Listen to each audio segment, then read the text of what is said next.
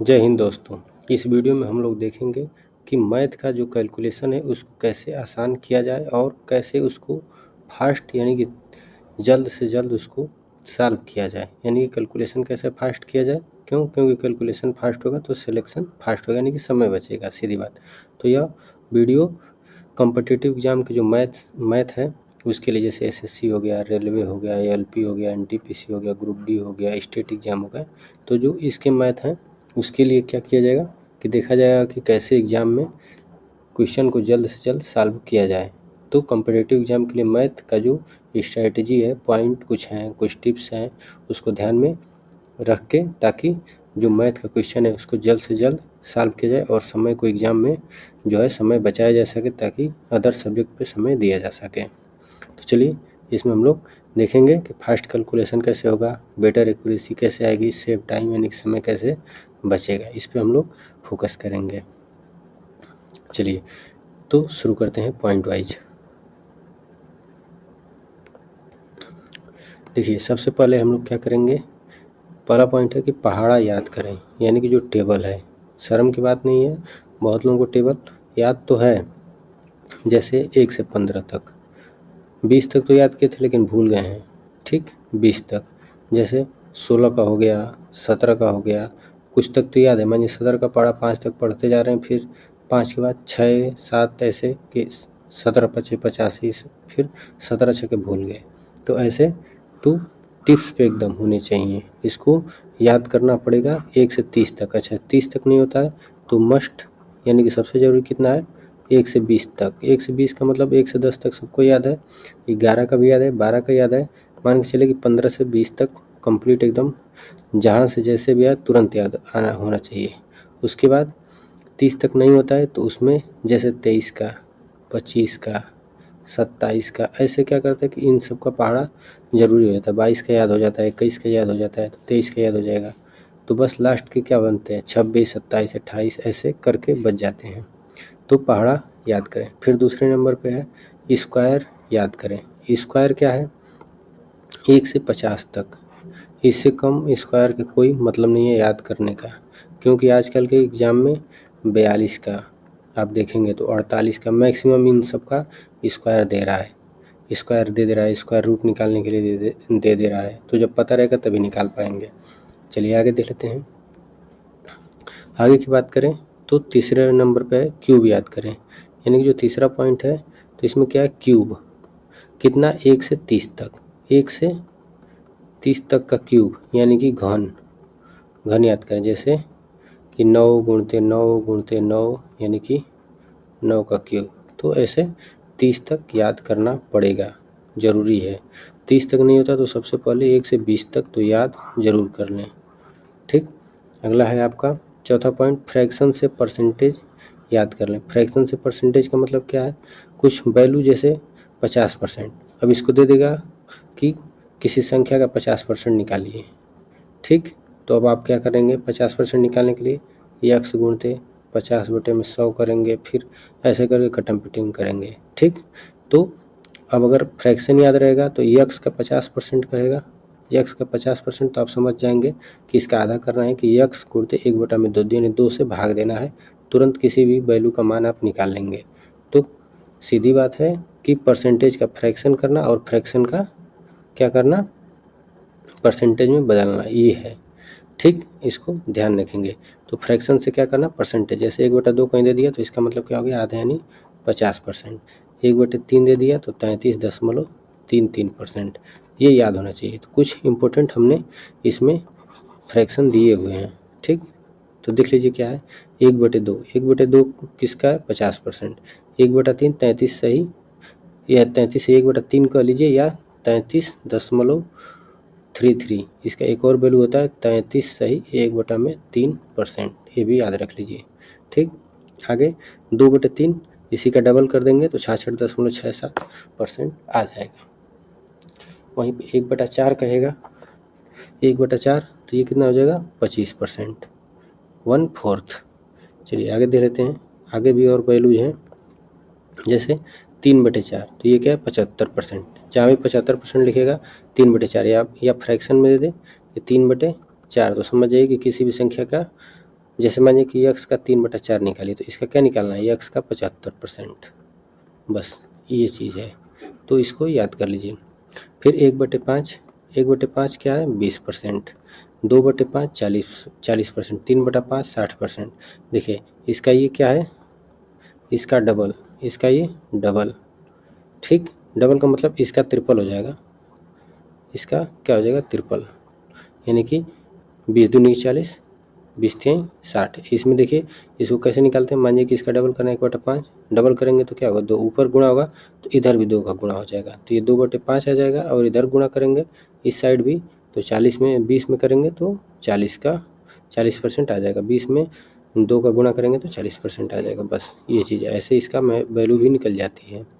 फिर क्या है, ये हो गया, ये हो गया 4/5 80%, 1/8 1/8 12.5%। ये इंपॉर्टेंट याद रखिए, ये बहुत पूछता है एग्जाम में, ठीक।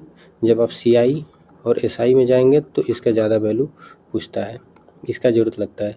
3/8 तो 37.5%, 5/8 कितना हो जाएगा 62.5%। चलिए आगे, अब अगला पॉइंट क्या है, आगे किसका ध्यान रखना है हमें कैलकुलेशन फास्ट करने में, परसेंटेज के कॉमन वैल्यूज याद रख लीजिए, परसेंटेज का कॉमन वैल्यूज याद रखिए, ठीक।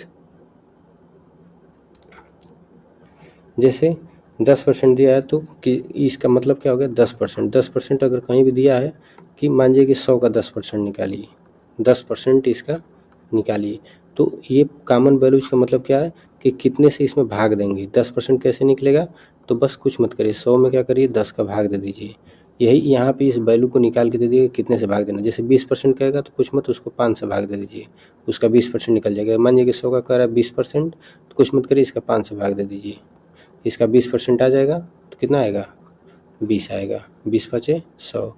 यही चीज़ अगर 25% का है तो 4 से भाग दे दीजिए, तो यही वैल्यू याद होनी चाहिए। 50% का है तो इसका आधा कर दीजिए, 75% का है तो 3/4। यही है जो फ्रैक्शन, ये मेनली क्या है, ये इसको हम लोग कह सकते हैं क्या, percentage convert to fraction, fraction यानी कि भिन्न में बदलना, ये भी कह सकते हैं, ठीक। इस चीज़ को तो इसको याद रखेंगे, 75% की वैल्यू 3/4 जो हम लोग पीछे देख के आए हैं उसी को बस उल्टा कर दिया है, 12.5 1/8, 33 सही 1/3% क्या है 1/3 जो हमने वैल्यू लिख के बताया था, 66 सही 2/3%, 2/3, ठीक। तो ये वैल्यूज याद होनी चाहिए ताकि एग्जाम में क्वेश्चन को जल्दी से किया जा सके, ठीक। चलिए अगला है आपका, अगला 6वें नंबर पे है डिविजिबिलिटी रूल, याद करना पड़ेगा।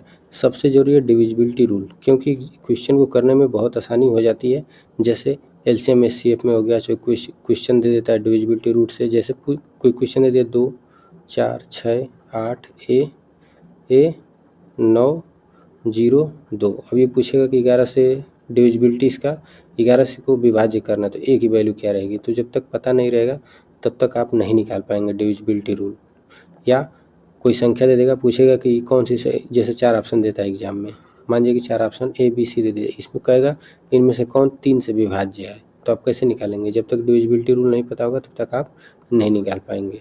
तो डिविजिबिलिटी रूल जरूरी है, और डिविजिबिलिटी रूल कई क्वेश्चन में भी अप्लाई होता है। जब प्रॉफिट लॉस पढ़ेंगे आप तो उसमें इसका यूज होगा, दिखेगा कि अरे यार ये तो क्वेश्चन में 3 से डिविजिबल है, तो इसका ऑप्शन भी 3 से डिविजिबल होना चाहिए। तो ऐसे क्वेश्चंस जल्दी सॉल्व हो जाता है, ठीक। तो ध्यान रखेंगे कि 2 से 2 का, 3 का, 4 का, 3 4 5 6 8 9 11 रूल का याद रखिए, जिसमें सबसे इम्पोर्टेंट 11 का ज़रूरी है। फिर आपका 3 का पता हो जाएगा, तो इसी से 9 का भी पता चल जाएगा कि 9 का डिविजिबिलिटी क्या है।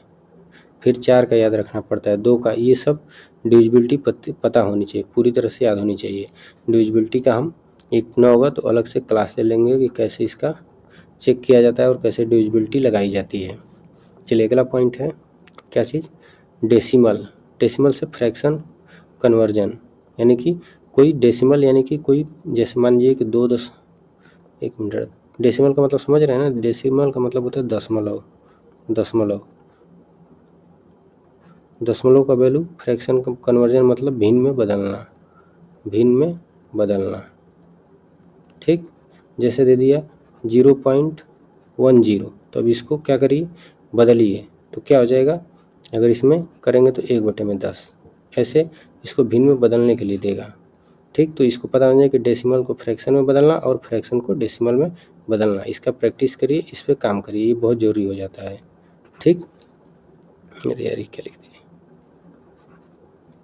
चलिए आगे देख लेते हैं, अगला पॉइंट क्या है कैलकुलेशन फास्ट करने के लिए। अगला आपका है 8वां एडिशन प्रैक्टिस। एडिशन मतलब जोड़ का प्रैक्टिस करिए, जोड़ का जरूरी है, जैसे 2 डिजिट में, 3 डिजिट में, 4 डिजिट में, मल्टीपल नंबर्स एडिशन देखिए, फिर मेंटल एडिशन यानी कि मन में, जैसे दे दिया 462 प्लस 32, अब इसका मन में जोड़िए, ऐसे करके जरूरी हो जाता है। अब रफ वर्क करेंगे तो ज़्यादा समय लग जाएगा। आगे हमने ऐड किया है कि एग्ज़ाम हॉल में क्या नहीं करना है, और प्रतिदिन इसमें क्या करिए, प्रतिदिन 50 से 100 बड़ी संख्याओं का जोड़ करिए। इसको देखने में छोटा लग रहा होगा, लेकिन जब एग्ज़ाम में प्रैक्टिस करके जाएंगे तब आपको इसका रिजल्ट दिखेगा कि हाँ क्वेश्चन जल्दी हो रहा है। ठीक, इस बात को ध्यान रखिए। चलिए आगे देख लीजिए, अगला क्या है 9 नंबर। 9 नंबर पे आपका है मल्टीप्लिकेशन, यानी कि जो गुणा का ट्रिक है मल्टीप्लाई करने का, उसको याद रखिए। जैसे 2 डिजिट का 2 डिजिट में, 3 डिजिट का 2 डिजिट का, जैसे 300 क्या है 389 में 29 का गुणा, ये 3 डिजिट हो गया, 2 डिजिट हो गया, 2 अंक हो गया, या 2 अंकों का 2 अंकों में 28 गुणते 56, ये दो क्या हो गया, 2 अंकों का, ये 2 अंकों का 2 अंकों में, ये 3 अंकों का 3 अंकों में 2 अंकों का गुणा, ये हो गया। ठीक, इस चीज़ को ध्यान रखिए। अब देखिए जैसे इसमें एग्जाम्पल हम देते हैं, एग्जाम्पल क्या है, आपको एक ऐसे ट्रिक भी पता चल जाएगा, थोड़ा सा पता भी चल जाएगा कि कैसे क्या करना है। ठीक,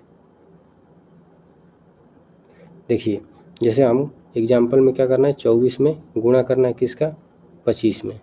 तो अब देखिए इसमें ट्रिक क्या लगा सकते हैं, 24 को ऐसे ही 24 रहने देते हैं। ठीक, और इसको क्या कर सकते हैं, ऊपर नीचे 4 का गुणा करेंगे, ध्यान रखिए बेसिक बता रहे हैं। ठीक, तो इसको 100 में बदल दीजिए ऊपर का, और बटे में 4, अब ये 4 से क्या होगा, 24 कट जाएगा आसानी से। ठीक, इस बात को ध्यान रखिए। तो हम लोग डायरेक्टली क्या करेंगे, इस 25 को देखिए, इस 25 को हम लोग क्या करेंगे 100 में बदल लेंगे, और 100 में बदल लें तो कितना गुना कर रहे हैं ऊपर, उतना ही नीचे से गुणा कर दीजिए। तो 4 से कटेगा 6 इक्वल टू 600। अभी ये अपने मन में करना है कि हम मान लेते हैं कि 25 को 100 बना देते हैं, तो 4 का गुणा किए, तो 4 से भाग भी करना होगा, तो 24 में 4 का भाग कर देंगे तो 6 आ जाएगा, और 100 का गुणा होगा तो 600 आ जाएगा। तो ऐसे इसको आपको याद करना पड़ेगा, याद का मतलब प्रैक्टिस करना पड़ेगा, कोई भी वैल्यू यहाँ पे दे सकता है। ठीक, तो आप उसको कन्वर्ट करिए, जैसे मान जाइए कि 35 में दे दिया 39 का, तब 39 को क्या करिए 40 बना लीजिए, और 4 का गुणा करिए इसमें, तो 105 और एक 0, ऐसे करके गुणा करेंगे तो आसानी से हो जाएगा। यही होता है ट्रिक कि कैसे हम लोग जल्दी गुणा करते हैं। अब ऐसा नहीं है कि जब हमने कहा कि 39 में 38 का गुणा करिए तो अब एक ऐसे कर रहे हैं, 8 9 72 को 2 7 के 24 7, ऐसे करेंगे तो फिर हो बहुत टाइम लग जाएगा, तो इस चीज़ से बचना है। ठीक, ये ध्यान रखेंगे आप लोग। जैसे एक और एग्जांपल ले लेते हैं, इसमें भी कुछ नया सीखने को मिलेगा। ऐसे कैलकुलेशन का एक हम सोच रहे हैं वीडियो बड़ा सा ले लें ताकि पता चले। देखिए अब इसमें क्या करना है, इसको गुणा करना है। अब इसको गुणा करने बैठेंगे तो 3 अंकों में 2 अंकों का गुणा करना है, तो ज़्यादा समय लग जाएगा। अब देखिए इसको क्या किया जाएगा, इसको नियरेस्ट देखा जाएगा कि कितने के करीब है, 50 के, और 50 से गुणा करने में सिर्फ 1 अंक का गुणा करना पड़ेगा, एक 0 ऐसे ही रह जाएगा। तो 5 का गुणा क्या करेंगे इसमें हम लोग करेंगे, तो 125 पाँचे 625, 625 आ जाएगा, एक 0 यहीं पे आ जाएगा। अब हमने कितना एक्स्ट्रा इसमें गुणा कर दिया है, तो 48 से कितना एक्स्ट्रा किया है कि 50 हो गया, तो प्लस 2 किया तो कितना हुआ 50। अब ये 2 कितना ज़्यादा हो गया, 125 में गुणा करेंगे तो 250 आ जाएगा, यहीं पे माइनस 250 कर देंगे, माइनस 250 कर देंगे तो कितना आ जाएगा 6000। बस ये ट्रिक है, ये ट्रिक है मान के कि हमारा इतना मान आ गया, तो आप मन में कर सकते थे कि 125 का दुगुना 250, 250 से दिख रहा है यहाँ पे कि लास्ट में 250 है, 6250 है ना, तो लास्ट में 250 है, तो घटेगा तो कितना आ जाएगा 6000। इतने करने की जरूरत नहीं, तो बताने के लिए हमने किया है, ये आसानी से हो जाएगा। तो ये सब प्रैक्टिस करना पड़ेगा। तो ये प्रैक्टिस क्या करना है, प्रैक्टिस ज़रूरी है, प्रैक्टिस ज़रूरी है। चलिए अगला देख लेते हैं पॉइंट क्या है। आगे है आपका 10वां कैंसिलेशन टेक्निक। यानी कि कैंसिलेशन में क्या होता है, जैसे पहले तो आप ऑप्शन कैंसिल भी कर सकते हैं, 4 ऑप्शन रहता है तो एलिमिनेट कहते हैं उसको, तो वो भी कर सकते हैं। नहीं तो देखिए common factor cancellation, common factor का मतलब होता है कि कई संख्याएं दी होती हैं, उसका गुणा करना, भाग करना, उसमें कॉमन फैक्टर मिल जाता है, उसको हटा दिया जाता है। इसका ज़्यादा काम रेशियो में आता है। ठीक, फिर फ्रैक्शन सिम्प्लीफिकेशन, जैसे फ्रैक्शन है उसको सरल कर दिया जाता है। जैसे a बटे में b दिया है गुणते c बटे में a दे दिया, तो इसको कटा पिटा के सरल करके c बटे में b लिख दिया जाता है, सरल करके लिखा जाता है। या फिर 3 सही 1/2 दिया है, तो इसको क्या किया जाएगा, कन्वर्ट करके लिखा जाएगा। तो ये सब टेक्निक पता होना चाहिए। फिर क्रॉस कैंसिलेशन, क्रॉस कैंसिलेशन में का मतलब क्या है, जैसे हमने 4/3 बराबर क्या कर दिया 8/7, तो देखिए ऊपर से ऊपर ये कटेगा। ठीक, वहीं पे क्रॉस में आपका एक और हो जाएगा 4/3 गुणते 6/12। अब 4 से कटाइए तो ये 3 बार में कट जाएगा, 3 से कटाएंगे तो ये 2 बार में, ये क्रॉस हो गया, क्योंकि नीचे वाले से ऊपर कट रहा है, ऊपर वाले से नीचे कट रहा है। ठीक, इस चीज़ को ध्यान रखेंगे। तो ये सब टेक्निक पता होनी चाहिए, इसको एग्जाम में अप्लाई किया जाता है, तब क्वेश्चन जल्दी हो पाता है। और ज़्यादातर जैसे आप CI SI का करेंगे तो उसमें कैलकुलेशन ज़्यादा मिलता है। हमें लगता है कि सबसे ज़्यादा कैलकुलेशन मिलता है तो आपको CI में मिलता है, SI में मिल जाता है। ठीक, प्रॉफिट लॉस में थोड़ा सा मिल जाता है, तो वहाँ पे समय बचाया जाता है। नंबर सिस्टम तो छोड़ दीजिए, नंबर सिस्टम का मतलब ये है पूरा कैलकुलेशन। आप नंबर सिस्टम पढ़ेंगे तो पूरा कैलकुलेशन समझिए कि कर रहे हैं। फिर अप्रॉक्सीमेशन, ठीक, इसको यानी कि एग्ज़ाम में जहाँ संभव हो, जहाँ संभव वहाँ अनुमान लगाएं। ठीक, उसी को कहते हैं अप्रॉक्सीमेशन, अनुमान लगाना। ठीक, तो इसका उपयोग करें। जैसे इसमें क्या होता है कि जैसे हम मान लीजिए 398 गुणते 49 करना है, अब इसका गुणा करना है, तो अब हम अनुमान लगाएंगे, पूरा नहीं गुणा करेंगे क्योंकि समय लगेगा, तो हम इसको क्या करेंगे 50 बना लेंगे, इसको क्या करेंगे 50, और ये कितने करीब है 400 के करीब है, 400 के करीब है। अब गुणा कर दीजिए, 4 5 20 और 3 0। ठीक, कितना हो गया, ये 20,000। ठीक, 20,000, ये क्या है, लगभग में मान है, एक्चुअल मान नहीं है। अब एग्जाम में आपको दिख जाएगा कि जब ऑप्शन दूर दूर हैं तो आप क्या करिए, इसको मार सकते हैं। अब इससे पता है कि 2000 से इसकी वैल्यू कितनी होगी, कम ही होगी। क्यों, क्योंकि हमने यहाँ पे अधिक गुणा किया है।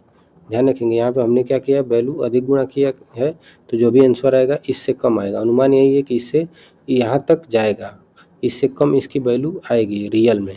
अब बस वही ऑप्शन में ढूंढिए कि इसके सबसे करीब सबसे कम कौन सी वैल्यू है। तो ये होता है अप्रॉक्सीमेशन, अनुमान लगाना। चलिए अगला क्वेश्चन, ये मैक्सिमम जो डेसिमल के क्वेश्चंस होते हैं ना, उनमें इनका उपयोग किया जाता है सबसे ज़्यादा। अब अगला है बोर्ड मास। बोर्ड मास का प्रैक्टिस अच्छे से होना चाहिए। क्यों, क्योंकि हमने पिछले वीडियो एक प्रैक्टिस सेट में क्वेश्चन भी दिया था, उसको आप लोग जाके देखिए कि बोर्ड मास पर आधारित था, उसको सॉल्व करके उसका आंसर कमेंट में देना था। तो BODMAS bracket of, division, multiplication, addition, subtraction, जितना हमने पीछे देखा सबका उपयोग इसमें बोर्ड मास में हो जाएगा। ठीक, तो बोर्ड मास पे प्रैक्टिस अच्छे से होना चाहिए। और देखिए मैथ का मतलब है सबसे ज़्यादा प्रैक्टिस। ठीक, प्रैक्टिस जितना रहेगा क्वेश्चन जल्दी सॉल्व होगा, इस बात को ध्यान रखेंगे आप लोग। फिर आपका क्या है, LCM HCF का कंसेप्ट सही से पता होना चाहिए, और सॉल्व करने के लिए उसके टेक्निक पता होना चाहिए कि कैसे LCM और HCF तुरंत सॉल्व किए जाते हैं। फिर आपका 14 number number system basic. Number system का बेसिक हमने कहा है कि नंबर सिस्टम का मतलब ये पूरा कैलकुलेशन। अब इसमें क्या है, जैसे ऑड इवन देखना, जैसे जब डिविजिबिलिटी रूल पढ़ेंगे आप, जैसे 2 का डिविजिबिलिटी रूल पढ़ेंगे तो आएगा कि कोई भी संख्या दिया है x y z, कोई भी संख्या दिया है a b, तो उसका लास्ट में डिजिट जो है वो क्या होना चाहिए, इवन होना चाहिए, सम होना चाहिए। अब सम में क्या होना चाहिए, 2 होना चाहिए, पहले इसमें 2 और 0, 0 होना चाहिए, 2 होना चाहिए, 4 होना चाहिए, 6 होना चाहिए, 8 होना चाहिए, यानी कि इवन होना चाहिए। तो ये कह रहा है कि ऑड इवन की जानकारी होनी चाहिए। नेचुरल नंबर्स किसे कहते हैं, फिर होल नंबर्स किसे कहते हैं, ये पता होना चाहिए। फिर इंटीजर्स क्या हैं, रेशनल नंबर्स क्या हैं। तो नंबर सिस्टम के ये सब बेसिक हैं और इनका पता होना ज़रूरी है। ठीक, जब रेशनल नंबर पता रहेगा तभी आपका प्राइम फैक्टर हुआ ये सब करने में आसानी होगी। तो इसलिए क्या करिए, नंबर सिस्टम का बेसिक ज़रूर देख लीजिए, जैसे RD1, नेचुरल नंबर्स, ये सब रट जाइए, ये क्वेश्चंस करने में आसानी होते हैं। फिर आपका नंबर सिस्टम प्रॉपर्टीज है, जैसे अब इसमें क्या है कि आपका लास्ट डिजिट का मतलब क्या होता है, जैसे मान लीजिए कि 672 और कोई डिजिट ले लीजिए 56 प्लस 892 26, इसका जोड़ करना है। तब अब ऑप्शन में अब जाएंगे तो ऑप्शन 4 रहेगा, क्योंकि देखिए कंपटीशन में क्या सबसे बड़ी फ़ायदा है कि आंसर आपके सामने रहता है। 4 ऑप्शन के रूप में आंसर आपके सामने रहता है, उसमें से एक चूज करना होता है। अब देखिए कि अगर ऑप्शन का लास्ट डिजिट दूर दूर है, अगर दूर दूर है यानी कि कोई 1 है, कोई 4 है, कोई 3 है, कोई 2 है, यानी अलग अलग हैं, सब सेम नहीं है, तो लास्ट डिजिट लगाइए। 6 में 6 जोड़ेंगे तो क्या आएगा, 12 आएगा। अब बस लास्ट डिजिट से आपको पता चला कि जिसके लास्ट में 2 आएगा वही ऑप्शन क्या होगा, सही होगा। ठीक, तो यहीं से आपको पता चलेगा। तो लास्ट डिजिट से क्या हुआ, आपका क्वेश्चन तुरंत सॉल्व हो गया। अब इतना सब जोड़ना नहीं पड़ा, अब इसको जोड़ने बैठेंगे तो कुछ तो समय लगेगा, कुछ सेकंड ही लगेगा, तो लगेगा।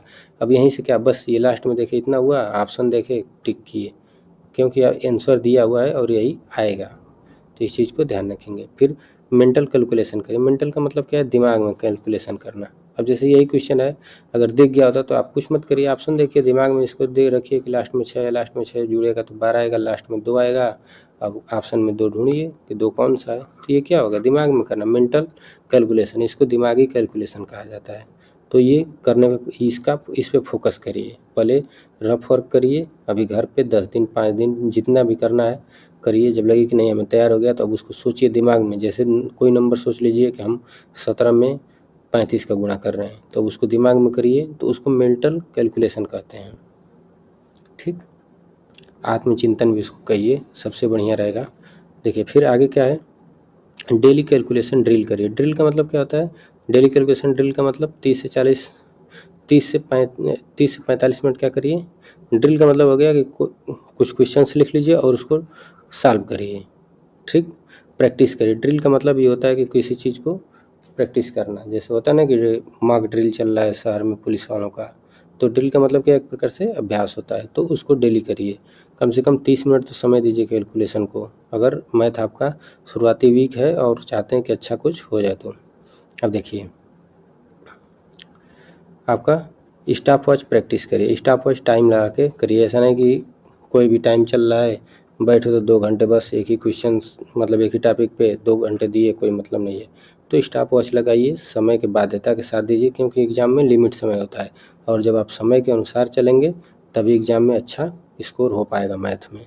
ठीक, तो ये ज़रूरी है कि स्टॉप वॉच लगा के प्रैक्टिस करिए। फिर आपका प्रीवियस ईयर क्वेश्चन, जो प्रीवियस ईयर कैलकुलेशन का क्वेश्चन है उसको देखिए कि प्रीवियस ईयर में कैसे क्वेश्चंस पूछे गए हैं, क्या लेवल रहा है, क्या उसमें ज़्यादा यूज हो रहा है, ताकि दिमाग वहाँ पे देखने के बाद रियल एग्जाम में, एग्जाम हॉल में आपका क्या करेगा, दिमाग क्लिक करेगा कि यार इसमें तो ये मेथड लगेगा। तो इसलिए प्रीवियस ईयर जरूरी होता है। और कंपटीशन एग्जाम में सबसे जरूरी बात यह है कि प्रीवियस ईयर ये आपका प्रीवियस ईयर क्वेश्चन ये आपका क्या होता है, सिलेबस होता है, ताकि पता चलता है कि एग्जामिनर कहाँ से क्वेश्चन पूछ रहा है, इस एग्जाम में कहाँ से क्वेश्चन बन रहे हैं, तो ये ज़रूरी हो जाता है। अब अगला है आपका exam hall strategy. Exam hall strategy में अब देखिए कुछ पॉइंट्स हैं, उसको हम बता देते हैं कि एग्ज़ाम हॉल स्ट्रैटेजी में आपको क्या करना है। जैसे पहले आसान क्वेश्चन करिए, पहले क्या करिए, आसान क्वेश्चन, अच्छा आसान क्वेश्चन हल करें। ठीक, फिर दूसरे नंबर पे आप क्या करेंगे, पहले कैंसिलेशन यूज करें। ठीक, पहले कैंसिलेशन मेथड जो है उसका उपयोग करें। उसके बाद आप क्या करेंगे, ऑप्शन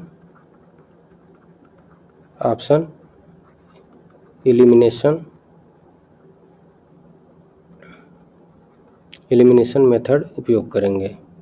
हमने बताया था कि ऑप्शन को ख़त्म करना, 4 ऑप्शन दिया है, ए बी सी और डी। अगर आप ये कर देते हैं कि ए और सी होगा ही नहीं, अब बी और डी में ही कोई ऑप्शन सही होगा, तो आपको 50-50 का चांस मिल गया। ठीक, तो इससे करने में एग्ज़ाम में क्या होता है कि आसानी हो जाती है, कि पता चलता है कि नहीं कहाँ तक हम पहुँचे। और एक और इम्पोर्टेंट क्या है, इम्पोर्टेंट कि आप एग्ज़ाम हॉल में जितना हो सके कम उतना रफ़ वर्क कम करें। इससे फ़ायदा क्या होगा, जब रफ़ वर्क करेंगे तो ज़ाहिर सी बात है कुछ सेकंड तो टाइम लगेगा ही।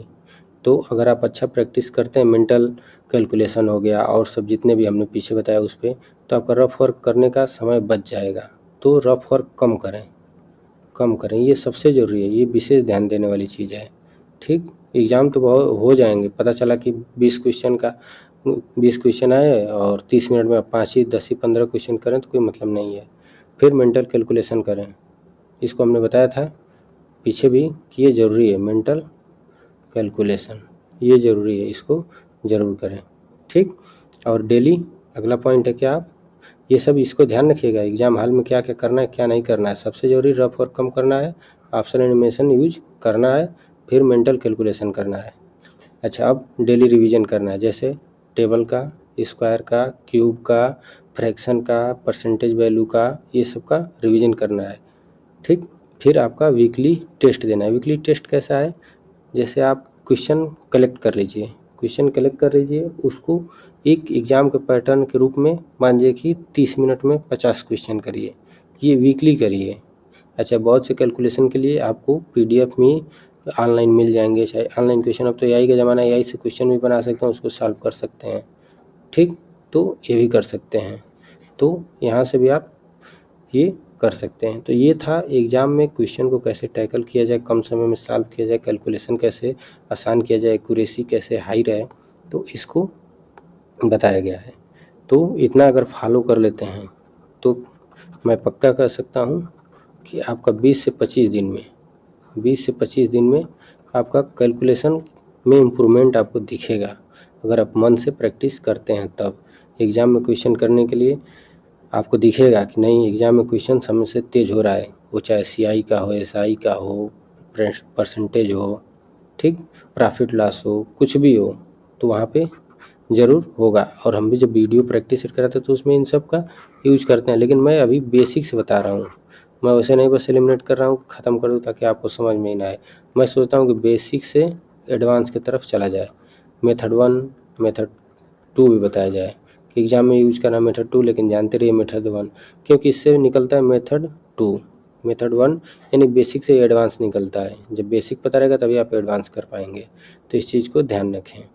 तो ये थी मैथ के लिए कुछ ज़रूरी टिप्स पॉइंट्स, जिसको आप फॉलो करके मैथ का अच्छा तैयारी कर सकते हैं, कैलकुलेशन फास्ट कर सकते हैं, एक्यूरेसी अच्छी कर सकते हैं, ताकि मैथ में आसानी से अच्छे नंबर लाए जा सकें। तो चलिए, वीडियो अच्छा लगा तो वीडियो को लाइक कर दीजिएगा, चैनल को सब्सक्राइब कर दीजिएगा, और भी लोगों को क्या करिएगा, शेयर करिएगा।